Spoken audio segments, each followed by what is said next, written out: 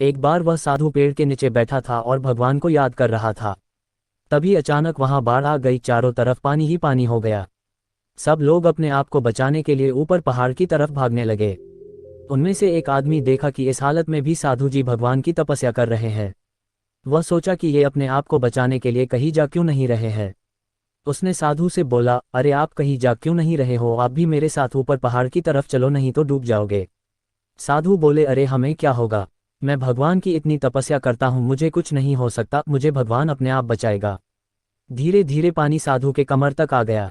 अब लोग वहां से नाव लेकर निकलने लगे तो उनमें से एक ने साधु से कहा, अरे पानी आपके कमर तक आ गया है, आप हमारे साथ चलो। तो साधु ने कहा कि नहीं नहीं, भगवान मुझे अपने आप बचाएगा, और वह नाव वाला भी वहां से निकल गया।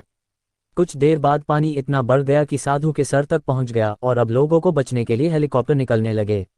एक हेलीकॉप्टर साधु के पास आया, जो कि आखिरी हेलीकॉप्टर था। साधु के पास नीचे रस्सी फेंकी और बोला, इसे पकड़ो और ऊपर आ जाओ, नहीं तो आप डूब जाओगे। यह आखिरी हेलीकॉप्टर है और आपके पास में दूसरा कोई रास्ता नहीं है बचने के लिए। साधु ने कहा, ये रस्सी वापस ऊपर खींच लो और आप चले जाओ, मुझे भगवान के ऊपर पूरा भरोसा है, वह मुझे बचा लेगा।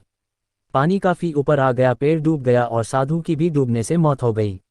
मरने के बाद साधु भगवान के पास गया और बोला, हे भगवान, मैंने पूरी जिंदगी आपकी तपस्या की, मैंने सारा जीवन आपकी आराधना करने में लगा दिया, इतने भरोसे के साथ इंतजार किया कि तुम मुझे बचाने आओगे, लेकिन वहां मेरी डूबकर मौत हो गई और तुम नहीं आए, ऐसा क्यों?